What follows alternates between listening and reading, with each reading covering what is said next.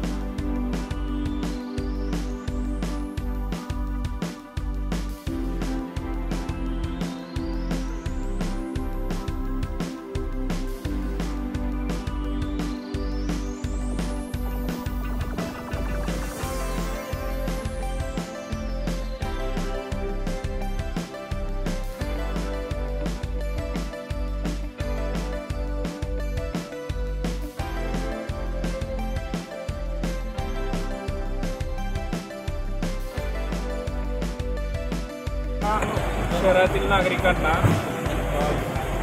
विटा police station व विटा वाहतूक शाखेच्या वतीनं 31 डिसेंबरच्या अनुषंगाने दारू नको दूध प्या हा उपक्रम राबवत आहोत। त्या अनुषंगाने आपण सुगंधित दूध घेतलेलं आहे, ते नागरिकांना आम्ही वाटप करत आहोत।